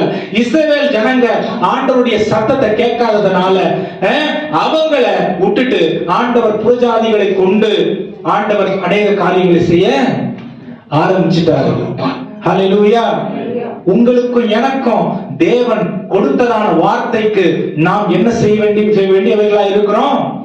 உலகத்தில் உள்ள தகப்பன் தாய் நம்முடைய பிள்ளைங்க நமக்கு கீழ்ப்படியணும்னு நினைக்கிறோம்னா, பரலோகத்தில் உள்ள தேவன் உலகத்தில் உள்ள எல்லாரும் அவருக்கு பிள்ளைகளா இருக்கிறோம். அவர் இன்னும் எவ்வளவு அதிகமா நாம் அவருடைய வார்த்தைக்கு கீழ்ப்படியணும்னு நினைப்பாரு. ஆமென். பலியை பார்க்கிலும் நம்ம காணிக்கெல்லாம் கொடுத்துறோம், சர்ச்சுக்கெல்லாம் வந்துடுறோம், நேரத்தெல்லாம் கொடுத்துடுறோம், பிள்ளைங்களுக்கு கிறிஸ்டியன் பேரெல்லாம் வச்சிடறோம். சர்ச்சில் வீட்டுல நல்ல பாட்டெல்லாம் யூடியூப்ல ஓடுது. ஆமென். ஓடுதா இல்லையா ஆண்டவர் தான் தெரியும். பாட்டு ஓடுதா, சீரியல் ஓடுதா, ஆண்டவருக்கு தான் தெரியும். எல்லாம் செஞ்சிடறோம். டெக்னிக்கலா, வெளிப்புறமா, ஜனங்களுக்கு முன்பாக எல்லாம் சரியா இருக்குது. ஆனா ஆண்டவர் நம்மிடத்துல பார்த்து கேட்கிற ஒரு கேள்வி, நான் சொல்லுகிற காரியம் என் விருப்பத்தின்படி நீங்க செய்றீங்களா? பலியை பார்க்கணும், நேரத்தை கொடுத்துறோம், பணத்தை கொடுத்துறோம், ஏதோ பண்றோம், கொஞ்சம் கொஞ்சமா தடை இருக்கிற கடைசி காயினா பார்த்து. ஆமென். நம்முடைய ஆசீர்வாதத்தின் நிறைவு ஒரு இடத்துல வெளிப்புறமா பார்க்க முடியும்னா எங்க பார்க்க முடியும் தெரியுமா? பக்கத்துல பார்த்து சொல்லுங்க, சர்ச்சுக்கு நம்ம போடுற சர்ச்சில் இருக்கிற காணிக்க போயில நம்ம ஆசீர்வாதத்தை நிறைவு பார்த்துடலாம். ஆமென். நான் என்ன ஆண்டவர் கொடுக்கிறேனோ, ஆமென், ஒரு கிளாஸ் தண்ணியை அவர் கணக்குல வச்சுக்கிறாருன்னா நான் என்ன கொடுக்கிறேன் அந்த ஆண்டவருக்கு? என்கிட்ட என்ன இருக்கணும் தெரியும், நான் என்ன கொடுக்கிறேனோ தெரியும். உங்களுடைய நேரத்துல 24 மணி நேரத்துல தேவனுக்கு கொடுக்கிறதான நேரத்தில் உண்மை இருக்கிறதா? அவன் ஜெபிப்பதற்கு, வேதம் வாசிப்பதற்கு, குடும்பத்தோடு தேவன் நம்முடைய வீடுகளில் நம்மோடு வசிப்பதற்கு நாம் கொடுக்கிற நேரம் அதில் உண்மை இருக்கிறதா என்று கேட்கிறார். ஆமென். ஹல்லேலூயா. இஸ்ரவேல் ஜனங்கள் தேவனுடைய சத்தத்தை கேட்கல, அவங்க வேலைக்கு போயிட்டாங்க. ஹல்லேலூயா. பழைய ஏற்பாட்டு காலத்துல இந்த அடிமைகள் சந்தையில அடிமைகளை வாங்கிட்டு வருவாங்க. அடிமைகளை வாங்கிட்டு வந்து என்ன பண்ணுவாங்கன்னா, அவங்க இப்படி ஒரு கதவுல இப்படி நிப்பாட்டி இந்த காதுல ஈட்டிய வச்சு ஓட்டை போட்டுருவாங்க, பெரிய ஓட்டை போட்டுருவாங்க. அந்த புண்ணு ஆயிருச்சுன்னா கூட அந்த ஓட்டை அப்படியே. ஏன் அப்படின்னா அவனுடைய எஜமானுக்கு இந்த அடிமை 100க்கு 100 செவி கொடுக்கணும், கீழ்ப்படியணும். அவ்வளவுதான் அவனுக்கு வேலை. ஆமென். எஜமான் சொல்ல அடிமை செய்ய வேண்டும். நாம் இயேசுவுக்கு அடிமைகளாய் இருக்கிறோம். இந்த வார்த்தை சொன்னா நிறைய பேர் கோபம் வந்திருக்கு இந்த காலத்துல. என்னது அடிமையா? நான் ராஜாதி ராஜாவினுடைய அவரே வந்து அடிமை கோலத்தை எடுக்கிறதுக்கு பின்னாடி போகல. ஆமென். அடிமை ரூபம் எடுத்தார். தலை சாய்க்க அவருக்கு இடம் இல்ல வேதம் சொல்லுது. ஆனால் நான் ராஜாதி, அதுலயும் வந்து ஒரு பொசிஷன். ஆமென். இயேசு எல்லாவற்றையும் துறந்தார், வெறுத்தார்னா நான் அவருக்கு முன்பாக அவருக்கு மேல அப்படின்னு சொல்றதுக்கு எனக்கு என்ன இருக்கு? ஒன்னும் இல்ல. நன்மை செய்கிறவராய் அவர் சுற்றி திரிந்ததற்கு ஒரு முக்கியமான காரணம், எதையும் அவர் மேல பாரம் அவரு வச்சிக்கல. பாஸ்டர் அப்படின்ற பாரம் அவர் மேல இல்ல, விசுவாசி என்ற பாரம் அவர் மேல இல்ல, பெரிய பெரிய பெரிய பெரிய டைட்டில்ஸ் அவர் மேல பாரமா? ஒரே ஒரு பெரிய சந்தோஷம் அவருக்கு என்ன இருந்துச்சுன்னா, பரலோக தேவனுடைய குமாரன். ஆமென். இது அவர் சொல்லல, பரலோகத்திலிருந்து அந்த சத்தம் அவரை நோக்கி அங்கிருந்த ஜனத்திற்கு மத்தியிலே ஒலிக்கப்பட்டது. ஹல்லேலூயா, இவர் என் நேசகுமாரன் என்று பரலோகத்திலிருந்து வந்த சத்தம். இயேசு கிறிஸ்துவின் கீழ்ப்படிதல் பூமியில ஒரு அதாவது ஆச்சரியப்படத்தக்க அளவுக்கு ஒரு தெய்வம் இப்படி தன்னை தாழ்த்தி பிதாவினுடைய சித்தத்திற்கு ஒப்பு கொடுத்து இவ்வளவு கீழ்ப்படிய முடியுமா அப்படிங்கிற ஒரு ஒரு எடுத்துக்காட்டா இயேசு கிறிஸ்துவினுடைய வாழ்க்கை இருந்துச்சு. ஹல்லேலூயா சொல்லுங்க நல்ல சத்தமா. ஹல்லேலூயா. நிறைய நேரம் நம்ம என்ன நினைக்கிறோம்னா, ஃபர்ஸ்ட் நான் ஒரு விஷயத்தை படிக்கிறேன், அது எனக்கு புரிஞ்சா நானு கீழ்ப்படுகிறேன் அப்படின்னு நினைப்போம். பைபிள் படிக்கிறேன், எனக்கு ஒண்ணும் புரியல, அதனால நம்ம என்ன பண்றோம், எனக்கு புரியல அதனால கூடிய கூற வச்சிடும். அப்படிதானே? எத்தனை பேருக்கு அப்படி பைபிள் படிக்கிறோம்? பைபிள் படிக்கிறேன், எனக்கு புரியல, முடி. அது அப்படி கிடையாது. கீழ்ப்படிந்தால் புரியும். ஆமென். புரிந்தால் கீழ்ப்படிவேன் இல்ல, கீழ்ப்படிந்தால் தேவனுடைய வார்த்தை புரியும். ஹல்லேலூயா. எனக்கு பாருங்க வேதத்துல சாமுவேலே ஆண்டவர் கூப்பிடுறாரு. சாமுவேலுக்கு யார் கூப்பிடுறாங்கன்னு தெரியல. ஏலி கிட்ட போறாரு. ஏலி ஆண்டவரே அடியேன் இருக்கிறேன் சொல்றாரு. சொல்லும் அடியேன் கேட்கிறேன் சொல்றாரு. அதே வார்த்தைய அவன் சொன்ன பிறகு ஆண்டவர் அவனோடு பேச ஆரம்பிச்சாரு. இதுவரைக்கும் யாருக்கிட்டையும் சாமுவேல் கிட்ட பேசுற மாதிரி ஆண்டவர் பேசல. ஹல்லேலூயா. சாமுவேலுடைய வார்த்தை ஒரு வார்த்தை கீழே விழுந்துடல. ஏன்னா அவன் தேவனுக்கு கீழ்ப்படுகிறவனாய் இருந்தான். ஹல்லேலூயா. வாழ்க்கை தூக்கி நிறுத்தப்படணும், கட்டப்படணும், ஆசீர்வதிக்கப்படணும்னா எப்படி இருக்கணும் தெரியுமா? ஆண்டவர் வார்த்தைக்கு மறு வார்த்தை இருக்க கூடாது. சொந்த ஞானம் வரும், உலக அறிவு வரும், உலக மனிதர்களுடைய ஆலோசனை வரும், பிசாசுடைய சத்தம் வரும், நம்மளை சுற்றி உள்ள வார்த்தைகள் இருக்கும். ஆனா மாறாத அழியாத வார்த்தை நம்முடைய வாழ்க்கைக்குரியதாய் அது கீழ்ப்படியத்தக்கதான ஒரு வார்த்தையாய் இருக்க வேண்டும். மரியாள் இருந்தால், மரியாளுக்கு ஒண்ணும் தெரியல, ஒரு கிராமத்து பொண்ணு, சின்ன பொண்ணு. ஆண்டவர் சொல்றாரு, கிருபை பெற்றவளே வாழ்க, ஸ்திரீகளுக்குள்ளே நீ ஆசீர்வதிக்கப்பட்டவள், நீ ஒரு குமாரனை பெறுவாய். அவளுக்கு ஆண்டவரே எனக்கு ஒண்ணும் புரிய மாட்டேங்குது. ஆண்டவர் சொல்றாரு, கீழ்ப்படி, கீழ்ப்படி நடக்கும். ஆமென். நடந்தா கீழ்ப்படிமை இல்ல, கீழ்ப்படிஞ்சா நடக்கும். ஹல்லேலூயா. ஆண்டவருடைய ஏன்னா பாருங்க, உலகத்தை படைத்த அந்த சர்வ வியாபி, சர்வ ஞானமுள்ள தேவன் அவருடைய எண்ணத்தை இங்க ஊற்றி ஒப்பு கொடுத்திருக்கிறார். அவருடைய இதயத்தை திறந்து இங்க நமக்கு சொல்லி கொடுத்திருக்கிறார். அவர் தப்பே தப்பு அறியாதவர், தப்பு பண்ண மாட்டாருங்கிற இரண்டாவது, தப்பை அறியாதவர். ஹல்லேலூயா. அவர் நமக்கு சொல்லி கொடுக்கிறாரு, கீழ்ப்படி. ஆமென். புரியுதோ புரியலையோ, தெரியுதோ தெரியலையோ, கீழ்ப்படி, ஆசீர்வாதம் வரும். மரியாள், இன்னைக்கு எல்லா ஸ்திரீகளுக்குள்ளும் மரியாளுடைய நாமம் இன்னும் ஏன் பிரபலமா பேரோங்கி இருக்கிறதுனா ஏன் தெரியுமா? அவளுடைய கீழ்ப்படிதலினாலே, அவளுடைய புரிதலினாலே இல்ல. நிறைய விஷயம் இயேசு கிறிஸ்து பிறந்து பெரிய ஆளான பிறகு கூட மரியாளுக்கு புரியல. இது வந்து அந்த மாம்சத்துலதான் நம்ம பேசுது. முதல் அற்புதத்துல கூட மாம்சத்துல தான் வந்து, எப்பா இந்த ஜனங்கள்லாம் கஷ்டப்படுறாங்க, ஏதாவது செய்யுமா, சும்மா இருமா நீ. அவர் என்ன சொல்றாரு? இன்னும் என் வேலை வரல, நியாயம் பண்ணிட்டு உட்கார். இன்னும் என் வேலை வரல. அம்மானு கூப்பிடல, ஸ்திரீயேன்னு கூப்பிடுறாங்க. ஆமென். அம்மான்னு சொல்ல, ஸ்திரீயேன்னு. ஏன்? இந்த மரியாதை விட மேலானவர். அந்த அம்மா உடம்பு கொஞ்சம் அப்படியே கடன் வாங்கிட்டு வெளியே வந்துட்டார், அவ்வளவுதான். ஹல்லேலூயா. மேலான தேவன். பக்கத்துல பார்த்து சொல்லுங்க, புரிஞ்சாதான் கீழ்ப்படிவேன். பாஸ்டர் சொல்றது எனக்கு சாதகமானாதான் நான் செய்வேன், எனக்கு இஷ்டம் இல்லைன்னா செய்ய மாட்டேன். இல்ல இல்ல இல்ல, வேதவசனம் என்ன சொல்றது? கீழ்ப்படி. புரியும், புரிஞ்சா கீழ்ப்படியும், இல்ல கீழ்ப்படிஞ்சா புரியும்.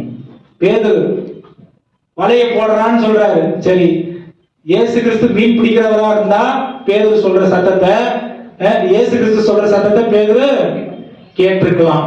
இயேசு கிறிஸ்து ஒரு தச்சன், ஒரு கார்பெண்டர், போட்டு செய்ய முடியும்.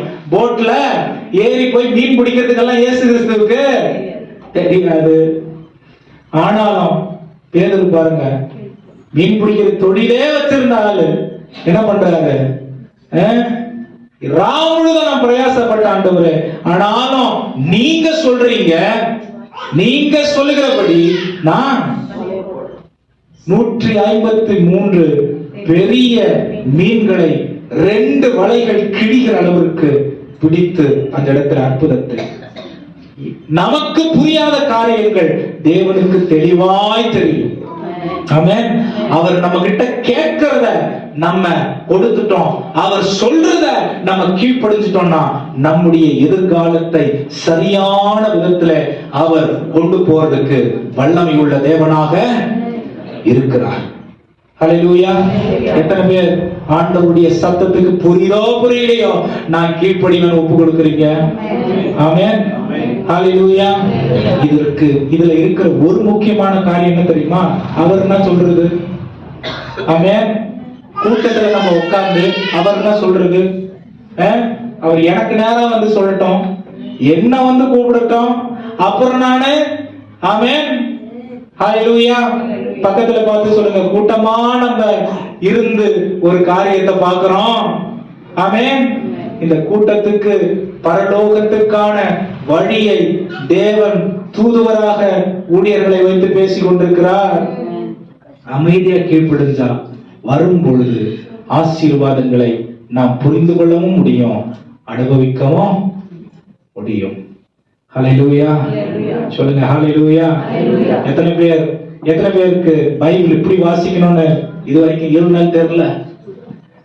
வாசிக்கிறோம், அப்படியே அப்படி திறந்து அப்படி வாசிக்கிறேன். இல்ல இல்ல இல்ல, அதை பெற்றுக்கொள்ள வேண்டிய ஆசீர்வாதங்கள் இருக்கிறது. ஆமென். கீழ்ப்படிய வேண்டிய கட்டளைகள் இருக்கிறது, விட வேண்டிய பாவம் இருக்கிறது. எச்சரிப்பை ஏற்றுக்கொண்டு நாம் அந்த எச்சரிப்புக்கு அடிபணிந்து வாழ வேண்டிய தேவை இருக்கிறது. இந்த பூமியிலே நாம் எப்படி வாழ வேண்டியவங்களா இருக்கிறோம்? எக்ஸாம்பிளா வாழ வேண்டியவர்களாய் இருக்கிறோம். ஹல்லேலூயா. இரண்டாவது சொன்ன ஆண்டவர் நம்மை நாம் கீழ்ப்படுகிறவர்களாய் இருக்க வேண்டும். முதல்ல தனிப்பட்ட விதத்துல, இரண்டாவது கீழ்ப்படுகிறவர்களாய். மூன்றாவது, ஆண்டவருடைய வார்த்தை எப்படிப்பட்டதாய் நாம் ஏற்றுக்கொள்ள வேண்டும்? நம்பிக்கையோடு ஆண்டவருடைய வார்த்தையை ஏற்றுக்கொள்ள வேண்டும். ஹல்லேலூயா. ஆண்டவருடைய வார்த்தையை நம்பணும். மனிதர்கள் வார்த்தைகளை நம்புகிறது இல்ல, ஆண்டவர் வார்த்தையை நம்பணும். ஹல்லேலூயா. ஆண்டவர் வார்த்தையை நம்பணும். இது என்னுடைய அறிவுக்கு அப்பாற்பட்ட ஒன்றாய் இருக்கிறது, என்னுடைய புரிதலுக்கு மேலான ஒன்றாய் இருக்கிறது. தேவனுடைய வார்த்தையை நான் நம்பினா அதனுடைய வாழ்க்கையில அது பெரிய காரியங்களை செய்யும். இன்றைக்கு உங்களை நீங்க ஆயத்தப்படுத்திக் கொள்ளுங்க. உங்கள் நடுவுல நான் நாளைக்கு பெரிய காரியங்களை செய்வேன்னு வசனம் இருக்கா இல்லையா? ஆமென். தேவனுடைய வார்த்தை எப்படி நம்மள ஆயத்தப்படுத்திக்க முடியும்? யோசுவா 1:8 சொல்லுது, வலதுபுறமும் இடதுபுறமும் சாயாமல் கர்த்தருடைய வார்த்தையில இரவும் பகலும் தியானிக்கிறவன் பாக்கியவான். ஆமென். அவன் செய்வதெல்லாம் வாய்க்கும். நம்ம செய்யறதெல்லாம் வாய்க்கணும்னா ஆண்டவருடைய வார்த்தை மீது நம்பிக்கை உடையவர்களாய் இருக்கணும். ஆமென். நிறைய பேர் ஒரு சூழ்நிலை வரும்பொழுது முதல்ல சொந்த அறிவை உபயோகப்படுத்துறோம். ஆமென். சொந்த தாளந்துகளை உபயோகப்படுத்துறோம், சொந்த திறமைகளை உபயோகப்படுத்துறோம், சொந்த பலத்தை நம்புகிறோம், சொந்த சுற்றி இருக்கிற சொந்தக்காரர்களை நம்புறோம். ஆமென். இவர்களை எல்லாரை விட மேலானவர் நம்மை படைத்த தேவன் என்று வேதம் சொல்லிக் கொடுக்கிறது. ஆமென். ஹல்லேலூயா. ஆண்டவர் சொல்றாரு, நிறைய இடங்கள்ல நம்ம பார்க்கிறோம். ஆண்டவர் சொல்றார், நோவா மழையை பார்க்கல. ஆண்டவர் சொல்றார், ஆண்டவர் ஜலத்தினால அழிச்சிருவாருப்பா. 120 வருஷம் பிரசங்கம் பண்றான், ஒருத்தனும் என்ன பண்ணல, நம்பல. ஆண்டவருடைய வார்த்தைய நம்பல. 120 வருஷம். ஆமென்.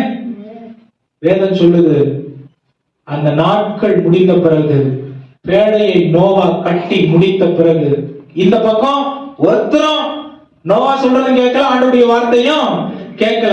இன்னொரு பக்கம் ஆண்டவர் சொன்னதை மட்டும்தான் நோவா கேட்டான், அதை நம்பணும்.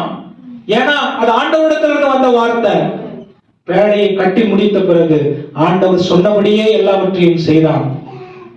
அவன் செய்யும் பொழுது ஜனங்களுடைய பார்வைக்கு பைத்தியம் போல தெரிஞ்சிச்சு. ஆனால் தேவனுடைய வார்த்தையை கேட்டு அதன்படி கீழ்ப்படிந்ததின் பலன் அவனும் அவனுடைய குடும்பமும் பாதுகாக்கப்பட்டது. ஹல்லேலூயா. ஆண்டவர் சொன்னதை அப்படியே நிறைவேற்றினார். கேட்காத, கீழ்ப்படியாத, நம்பாத ஜனம் ஒருத்தர் விடாம செத்து போயிட்டாங்க. ஆமென்.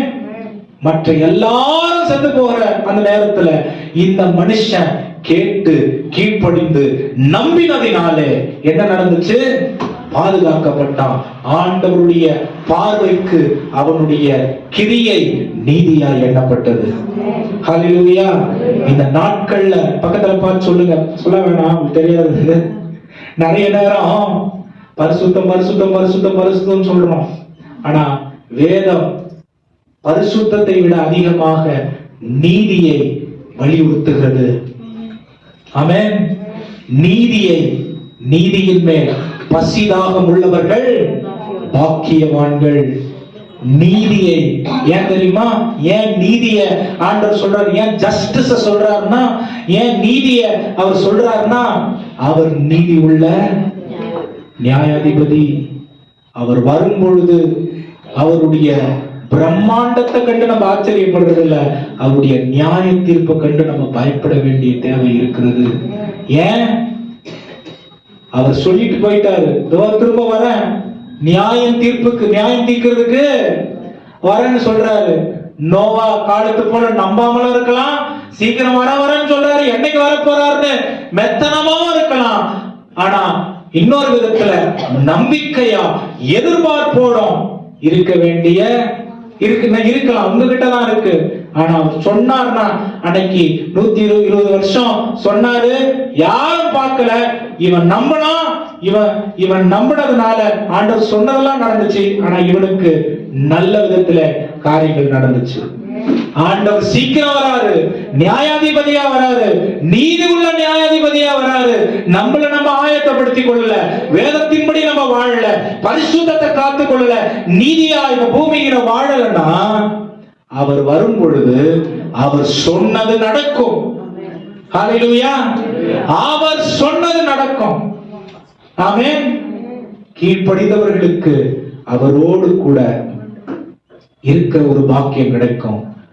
அலட்சியமா இருக்கிறவர்களுக்கு அவர் கூட இல்லாத மிகவும் ஆபத்தான பயங்கரமான ஒரு இடம் ஆயத்தப்படுத்தப்பட்டு கொண்டிருக்கிறது. ஹல்லேலூயா. தேவனுடைய வார்த்தையை வாசிக்கும் பொழுது கவனிங்க, நிறைய நேரம் நம்ம பண்ற காரியம் என்ன தெரியுமா? அரை மணி நேரம் நம்ம வேதத்தை வாசிச்சோம்னா அரை மணி நேரம் ஆண்டவர் நம்ம கிட்ட பேசினார்னு அர்த்தம். ஹல்லேலூயா. ஆண்டவருடைய வார்த்தை, ஆண்டவருடைய வேதம் வார்த்தையாய் மாறுகிறது. அந்த வார்த்தையினுடைய வாழ்க்கையா நாம் மாற்றிக்கொள்ள வேண்டும். அரை மணி நேரம் ஆண்டவர் நம்ம கிட்ட என்ன பண்றாரு? நம்ம வேதத்தை வாசிச்சோம்னா அரை மணி நேரம் ஆண்டவர் நம்ம கிட்ட என்ன பண்றாரு? பேசுறாரு. ஆமென். ஓகே, உங்களுக்கு ஒரு கேள்வி கேட்கிறேன். அரை மணி நேரம் நம்ம ஜெபம் பண்ணா ஆண்டவர் என்ன பண்றாரு? சொல்லுங்க. நம்ம அரை மணி நேரம் ஜெபம் பண்ண ஆண்டவர் என்ன பண்றாரு? ஜெபத்தை கேட்கிறார். இதுல எதுவுமே நான் செய்யறது கணக்குல வராது. ஆமென். இது எல்லாமே அவர் நமக்காக செய்கிறதுதான். நாம் பார்த்து ஏற்றுக்கொள்ள வேண்டிய இடத்துல இருக்கிறோம். நிறைய நேரம் ஆண்டவரிடத்துல நம்ம வச்சுக்கிறதுனால பாருங்க, நம்ம போய் நம்ம கல்லை இடிச்சிருச்சு, நம்ம என்ன சொல்லுவோம்? நான் இடிச்சுக்கிட்டேன் அப்படின்னு யாரும் சொல்லுவோமா? அவ்வளவு கோபம் கல்லு மேல. தப்பு யாரு? என்னது? நான் பார்க்காம போய் கல்ல உதஞ்சிட்டு காரணம் சொல்றது என்னது?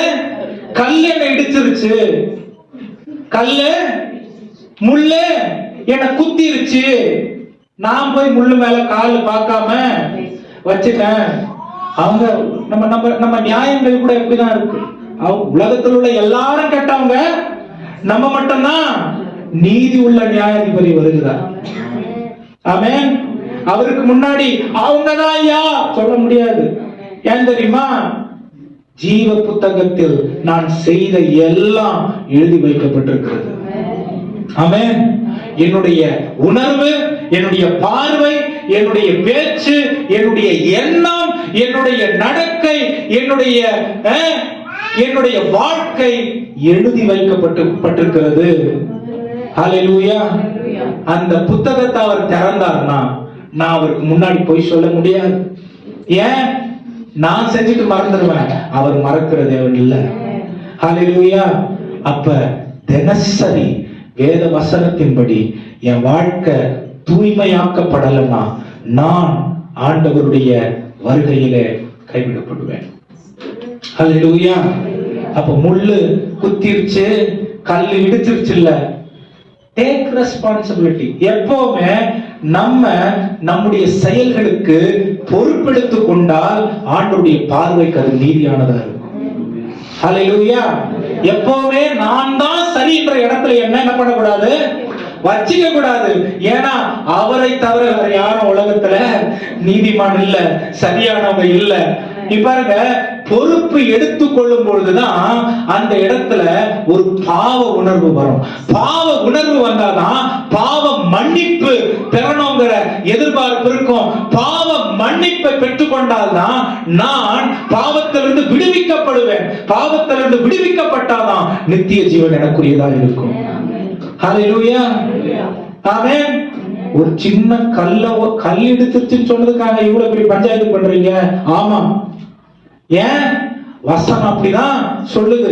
வசனம் ஒரு ரட்சிக்கப்பட்ட ரத்தத்தினால் கழுவப்பட்டவர்கள் இவங்க என்ன சொன்னாலும் ஆண்டவர் ஏற்றுக்கொள்ள மாட்டாங்க. பாவம் ரட்சிக்கப்பட்டவனா இருந்தா பாவம் தான், ரட்சிக்கப்படாதவனா இருந்தாலும் பாவம் தான். இயேசு கிறிஸ்து உலகத்தினுடைய பாவத்தை தன் மீது, ஆண்டவராகிய தேவன் இயேசு கிறிஸ்து மீது உலகத்தில் உள்ள பாவத்தை வைக்கல, இயேசு கிறிஸ்துவையே பாவமாக்கினார். அதனாலதான் பாவத்தை காணாத சுத்த கண்ணர் தன்னுடைய சொந்த குமாரனையும் கூட பாராமல் மரணத்திற்கு ஒப்பு கொடுத்தார். ஹல்லேலூயா. அங்க அந்த 7 வார்த்தைகள் சிலுவையில இயேசு கிறிஸ்து சொல்லும் பொழுது கூட அப்பா தகப்பனே எல்லாம் பேசிக்கிட்டு இருந்த இடத்துல 4வது வார்த்தையா என் தேவனே என் தேவனே. ஏன்? மனுஷனுக்கும் தெய்வத்திற்கும் இருக்கிறதான அந்த இடைவேளைய இயேசு கிறிஸ்து பாவமாக்கப்பட்டு அதை ஈடுகட்டினார். அதனாலதான் மனுஷனுக்கும் தேவனுக்கும் இருக்கிறதான அந்த தேவனே என்ற காரியத்தை அங்க சொல்றாரு. ஆமென். அப்பா என் தகப்பன் சொல்லிட்டு இருந்த இடத்துல என் தேவனே ஏன் சொல்றாருன்னா, அவர் பாவம் இல்ல, உலக பாவம் அவர் மீது வந்தது. அவரே பாவமாகி பாவத்தை சிலுவையிலே சுமந்து தீர்த்த தேவனாய். இதெல்லாம் வசனம் படிக்கலன்னா தெரியாது. இதெல்லாம் வசனம் தெரியலன்னா பிசாசை ஜெயிக்க முடியாது. ஹல்லேலூயா, ஹல்லேலூயா. எத்தனை பேர் வீட்டுல தனிப்பட்ட விதத்துல எனக்கு பைபிள் இருக்குன்னு சொல்றீங்க? தனியா எனக்கு பைபிள், என்கிட்ட பைபிள் இருக்கு. இந்த விஷயத்துல மார்த்தட்டலாம், பெருமையா இருக்கலாம். எனக்கு தனியா பைபிள் இருக்கணும். பைபிள் மட்டும் இல்ல, பைபிள் கூட ஒரு நோட்டம் இருக்கணும். டெய்லி நான் தேவனுடைய வசனத்தை தியானிக்கணும், அந்த வார்த்தையை நம்பணும், வாழ்க்கைக்கு அபியாசமா பயனுள்ளதா மாற்றிக்கொள்ளணும். அப்பதான் தேவன் இயேசு கிறிஸ்து ஆண்டவராகிய தேவன் நம்முடைய வாழ்க்கையில வெளிப்படுவார். ஹல்லேலூயா.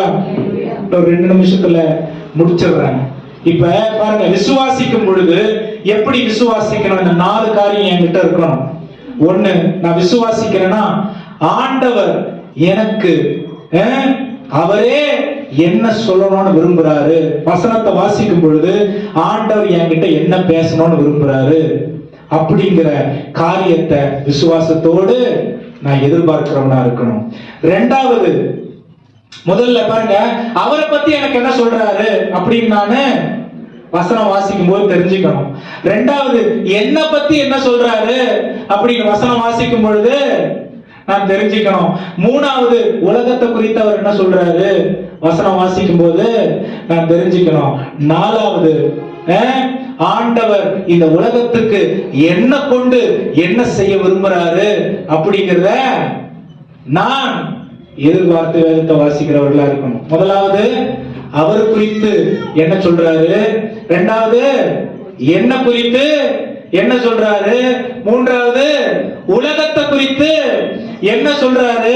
4வது, உலகத்துக்கு உங்களை எப்படி பயன்படுத்தணும்னு விரும்புறாரு. 4 காரியமும் என்னுடைய வாழ்க்கையில நான் பைபிள் வாசிக்கும் போது என்கிட்ட இருக்கணும். இல்லைன்னா நான் எனக்கே பிரயோஜனமா இருக்க மாட்டேன். எனக்கே நான் பிரயோஜனமா இல்லாத பொழுது மற்றவர்களுக்கு நான் எப்படி பிரயோஜனமா இருக்க முடியும்? ஆமென். இந்த மாதிரி உங்க பிள்ளைங்களுக்கு நீங்க சின்ன வயசுல கத்து கொடுத்தீங்கன்னா உங்க பிள்ளைங்க வழி விலகி போக மாட்டாங்க. ஆமென். பரிசுத்த சந்ததியா வளர்ந்து நிற்பாங்க. தேவ ராஜ்யத்தை வெளிப்படுத்துகிறதான பிரதிநிதிகளா மாறிடுவாங்க. ஆமென். பக்கத்துல பார்த்து சொல்லுங்க, நீங்களும் மாறலாம், ரொம்ப லேட் எல்லாம் ஒண்ணும் ஆயிரல. ஹல்லேலூயா சொல்லுங்க, ஹல்லேலூயா. ஆண்டவருடைய வார்த்தையை நம்பிக்கையோடு வாசிக்க வேண்டும். ரோமர் 10ஆம் அதிகாரம் 17ஆம் வசனம் வாசிங்க. ரோமர் 10:17 வேகமா வாசிங்க. ரோமர் 10:17. ஆதலால் விசுவாசம் கேள்வியினாலே வரும், கேள்வி தேவனுடைய வசனத்தினாலே வரும். ஆமென். விசுவாசம் நீங்க எங்கனா போங்க, வேத வசனம்னா அதுக்கு வேத வசனத்துக்கிட்ட தான் அது கொண்டு வந்து நிறுத்தம். ஏன் தெரியுமா? தேவனுடைய இதயத்தை வெளிப்படுத்தி இருக்கிற இடம் தேவனுடைய வார்த்தை. ஹல்லேலூயா. 4வது, வேதத்தை எப்படி வாசிக்கணுமா? வேதத்தை எப்படி வாசிக்கணும்? ஒழுக்கத்தோடு வாசிக்க வேண்டியதா இருக்கிறது. ஒழுக்கம் என்னது? இன்னைக்கு வாசிச்சுட்டு 1 மாசம் விட்டுட்டு மறுபடியும் எடுத்து வாசிச்சுட்டு 10 நாள் விட்டு மறுபடியும் வாசிச்சுட்டு இல்ல. பக்கத்துல பார்த்து சொல்லுங்க, டெய்லி பைபிள் படிக்கணும். ஆமென். டெய்லி பைபிள் படிக்கணும். நீங்க 8 மணி ஆச்சுன்னா, காலையில 8 மணி ஆச்சுன்னா எத்தனை பேருக்கு பசி எடுக்குது? எனக்கு பசி எடுத்துரும். காலையில 8 மணிக்கு எனக்கு பசி எடுத்துரும். எத்தனை பேருக்கு பசி எடுக்குது? சிலர்லாம் பசி எடுக்கணும் 12 மணி வரைக்கும் பல்ல விளக்க மாட்டாங்க, அப்படியே சுத்தி ஒரு பிரஷ் அப்படி வாயில வச்சு சுத்திட்டே இருப்பாங்க. ஏன்? ரேஷன் மிச்சம் பண்றாங்களாம். ஒரு வேலை அப்படி என்னமோ போங்க. கவனிங்க, ஏன் 8 மணிக்கு தான் 8 மணிக்கு டெய்லி ஏன் 8 மணிக்கு பசி எடுக்குது?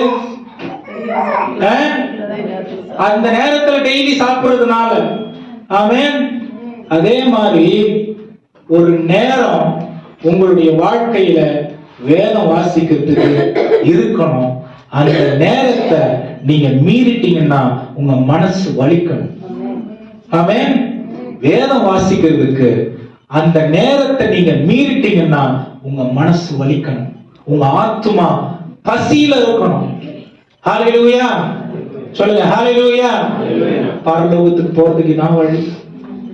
ஆமென். தேவனுடைய வார்த்தை பாருங்க, யார் சொல்றது? வாழ்வுதம் வார்த்தை தாவீது சொல்றார், உம்மிடத்துல தானே இருக்கு வாழ்வுதம் வார்த்தை. ஆமென். ஹalleluya. நான் எங்க போவேன்?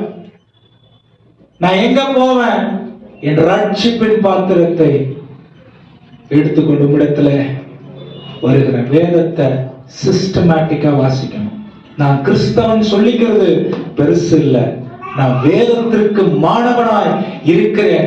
ஒரு நாள் தவறாம தேவனுடைய வார்த்தையை நான் தியானிக்கிறேன், தேவனோடு தினமும் பேசுகிறேன் என்கிறதான காரியத்துலதான் என்னுடைய ஆவிக்குரிய வாழ்க்கையின் முதிர்ச்சி இருக்கிறது. ஹalleluya. டெய்லி நான் பைபிள் வாசிக்கணும். அதுக்கு சொந்தமா எனக்கு பைபிள் இருக்கணும். கடைசியா தேவனுடைய வார்த்தைய நான் எப்படி தியானிக்கணும் தெரியுமா? அது 2 தீமோத்தேயு 3:16 நினைக்கிறேன். 2:16 3:16 அது தேவனுடைய வார்த்தை எப்படிப்பட்டதா இருக்கிறது? அது ஆவியானவராலே நமக்கு கொடுக்கப்பட்டிருக்கிற ஒரு வார்த்தையாய் இருக்கிறது. ஆண்டவருடைய வார்த்தை நம்மளை என்ன பண்ணணும்? சம்மிட்டியால் அடிச்சு நம்முடைய கல்லான இதயங்களை உடைக்கணும். ஆண்டவருடைய வார்த்தை நம்முடைய இதயங்கள்ல கொழுந்து விட்டு எரிகிற அக்கினியை போல இருக்கணும். ஆண்டவருடைய வார்த்தை நல்ல மாமிசத்தை உட்கொள்கிறது போல நமக்கு பலத்தை கொடுக்கிறதா இருக்கணும். ஆண்டவருடைய வார்த்தை மழையை போல நம்முடைய உடம்பை, நம்முடைய சரீரத்தை நனைத்து அது எப்படி ஒரு பரவசத்தை, ஒரு மகிழ்ச்சியை கொடுக்கிறதோ அதை போல தேவனுடைய வார்த்தை நம்மளுடைய வாழ்க்கைய நினைக்கணும். ஆண்டவருடைய வார்த்தை ஒரு வாளை போல, ஒரு பட்டயத்தை போல எதிரிகளை வீழ்த்தக்கூடியதாய் இருக்கணும். ஆமென். இதெல்லாம் நம்ம வாழ்க்கையில இல்லைன்னா ஆண்டவருடைய வார்த்தைக்கு என் வாழ்க்கையில இன்னும் முக்கியத்துவத்தை கொடுக்கலன்னு அர்த்தம். இன்னைக்கு தேவனுடைய வார்த்தைக்கு முக்கியத்துவம் இல்லாத இருக்கிறதுனாலதான் சொந்த போதனைகளை அநேகர் பண்ணிக்கிட்டு இருக்காங்க. வேதத்திற்கு புறம்பான வார்த்தைகள் அநேகம் வந்து கொண்டிருக்கிறது. சொந்த அறிவை உபயோகப்படுத்தி கொண்டு தேவ ஜனத்தை தேவனை விட்டு விலக்கி கொண்டு போய் கொண்டிருக்கிறார்கள். நரகத்திற்கு நேராய் போதகர்களே விசுவாசிகளை வழிநடத்தக்கூடிய அவல நிலைமை சபைகளுக்குள்ள வந்துருச்சு. நிறைய சபைகள் வெறும் ஆசீர்வாதம் ஆசீர்வாதம் ஆசீர்வாதம் பிரசங்கிக்கிற சபைகளா மாறிடுச்சு. பொன்னையும் பொருளையும் முக்கியப்படுத்துகிற சபைகளா மாறிடுச்சு. பரிசுத்தத்திற்கு நேரா ஜனங்களை நடத்தக்கூடிய சபைகள் குறைஞ்சிருச்சு. நீ எப்படி வேணாலும் வாழலாம், ஆண்டவரை ஏற்றுக்கொள்ளுவார் என்கிறதான போதனைகள் சபைக்குள்ள வந்துருச்சு. இப்படிப்பட்ட ஆபத்தான நிலைமைகள் இருந்து நம்மை விடுவிப்பது தேவனுடைய வார்த்தை. ஆமென். தேவனுடைய வார்த்தை. ஹalleluya. தீர்க்கதரிசிகள் இயேசுவின் ஆவியானவருக்கு ஒரு மாதிரிகளாய் இருந்தார்கள். பரிசுத்த ஆவியானவர் நமக்கு பரலோகத்திற்கு கொண்டு போவதற்கு இயேசு சொன்ன காரியங்களை நிறைவேற்றுவதற்காக நமக்குள்ள வசிக்கிறார். ஆமென். இதுல சொந்தமா பிளான் பண்றதுக்கு, யோசிக்கிறதுக்கு, செயல்படுறதுக்காக ஒண்ணு இல்ல. ஆமென். சொந்த எனக்கு தோணுது, இது யாரோ சொன்னாங்க, ஏன்னா நான் உணர்றேன். இல்ல வசனம் தான் கடைசி. ஆமென். வசனம் கல்லான இதயங்களை உடைக்கும். ஆமென். நல்ல ஆகாரத்தை விருந்தை உட்கொண்டது போல மாறும் இதயங்களை கொழுந்து விட்டறிய செய்யும். ஹல்லேலூயா. மழை போல நினைக்கும். ஆமென்.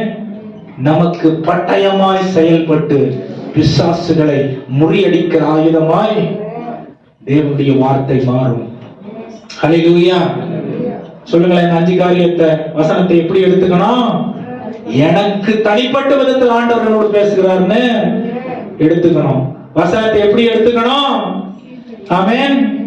கீழ்ப்படிதலோடு இந்த வசனத்தை கையாளணும். வசனத்தை நம்பிக்கையோடு என்ன பண்ணணும்? வாசிக்கணும். வசனத்தை தொடர்ந்து ஒரு நாளும் தவறாம வசனத்திற்கு மாணவர்களா இருக்கணும். அது மட்டும் இல்ல, தேவனுடைய வார்த்தை நிறைவேறுகிற ஒன்றாய் இருக்கிறது என்று நாம் விசுவாசம் உள்ளவர்களாய் தேவ வசனத்தை உறுதியாய் பற்றிக் கொள்ள வேண்டியவர்களாய் இருக்கிறோம். ஆமென். இந்த சத்தியம் நிறைய நேரம் நமக்கு தெரியாததுனாலதான் நிறைய மற்றவர்கள் என்ன செய்யறாங்க அப்படிங்கிறத பார்த்து இது சரியா தவறாங்கிற ஒரு நிலைமையில கூட நம்மை நாம் வைத்துக் கொள்ள முடியாம, சிஸ்டர் நல்லா ஜெபம் பண்றாங்க, இந்த சிஸ்டர் சொல்றதெல்லாம் கரெக்டானா அப்படி போயிடும். வேதனை தெரியுமா சொல்லுது? பவுல் பிரசங்கம் பண்ணதையே பெரியா தேசத்து பெரியா சபையினர் என்ன பண்ணாங்க?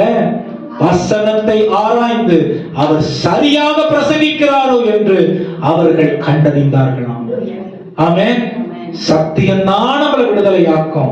சத்தியம்தான் நமக்கு பரலோகத்திற்கு நேராக கொண்டு போகிற ஒன்றாய் இருக்கும். இந்த சத்தியம் தேவ ஆவியானவர் கிறிஸ்துவிலிருந்து வெளிப்படுகிறவராய் இருக்கிறார். ஆமென். யார் இந்த கிறிஸ்து? முன்ன நற்செய்தி அறிவிக்க வந்துட்டாரு, திரும்ப கொடுத்ததை கேட்க வர போறாரு. நியாயாதிபதியாய் போகிறார். ஹல்லேலூயா. வசனம் தெரியலனா ரொம்ப ஆபத்தான நிலைமையில நாம் இருக்கிறோம் பிரியமானவர்களே. மேம்போக்க வசனத்தை வாசிக்கிறதுக்காக நம்மள ஆண்டவர் ரட்சிப்புக்குள்ள நடத்தல. வசனத்தின்படி வாழ்ந்து அழிந்து போகிற இருளான உலகத்திற்கு வெளிச்சமாய் இருப்பதற்காக தான் நம்மள ஆண்டவர் நம்ம அழைத்திருக்கிறார். ஆமென். எத்தனை பேர் கைக்கு ஒப்பு கொடுக்க போறீங்க? உங்களுடைய வாழ்க்கைய நீங்க பரிசோதித்து பார்த்து மறுபடியும் ஆண்டவரே, இன்னும் ஏதோ காலத்துல என்னைக்கோ இல்ல இன்னைக்கு அந்த ஒரு பெரிய அப்பா தாகத்தை எங்களுடைய உள்ளத்துல கொடுங்கன்னு சொல்லி எத்தனை பேர் கேட்க போறீங்க? கண்களை மூடி கர்த்தரை நோக்கி பார்த்து இந்த நாள்ல ஒப்பு கொடுத்து எல்லா வாய்களை திறந்து ஒரு ஆயத்து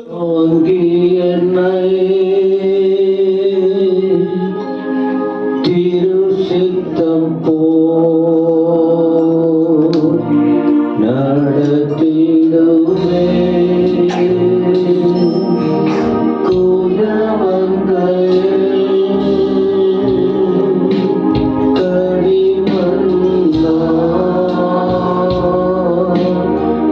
காரிருளில்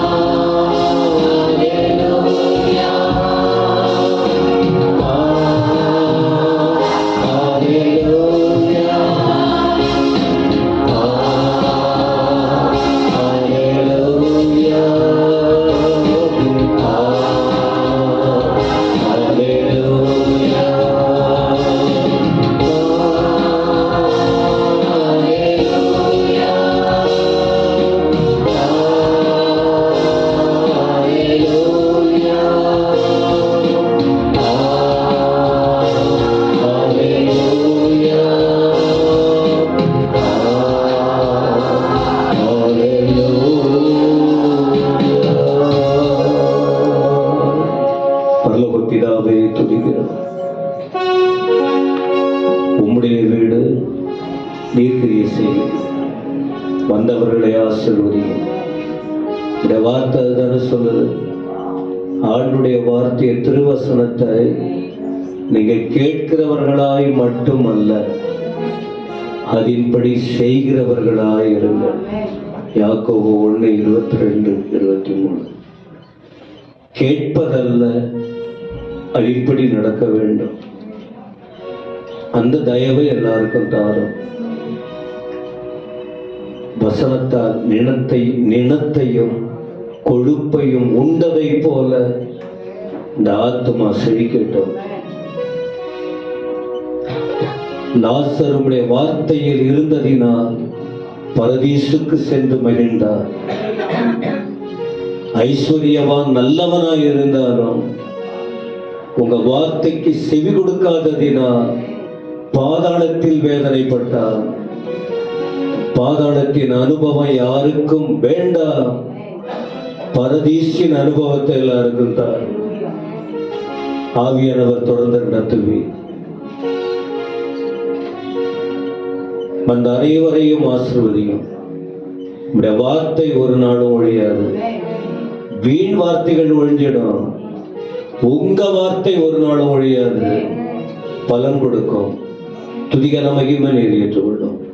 இயேசு கிறிஸ்துவின் நாமத்தில் ஜெபங்கேளும் நல்ல பிதாவே. இந்த கர்த்தராக இருக்கிற இயேசு கிறிஸ்துவின் கிருபை, பிதாவாகிய தேவனுடைய அன்பு, தூயாவியாருடைய வழி நடத்துதல், ஆசீர்வாதம் நம் அனைவரோடும், அனைத்து பரிசுத்தவான்களோடு கூட நீதி செய்ய வருகிற அந்த கர்த்தருடைய வருகை மட்டும் இன்றும் என்றும் சதாகாலமும் நிலைத்திருப்பதாக. ஆத்துமாவே கர்த்தரை ஸ்தோத்திரி, முழு உலகமே பரிசுத்த நாமத்தை. ஆத்துமாவே கர்த்தரை ஸ்தோத்திரி, அவர் செய்த சகல உபகாரங்களை மறவாதே. ஆமென். கர்த்தருடைய ஆசீர்வாதத்தோடு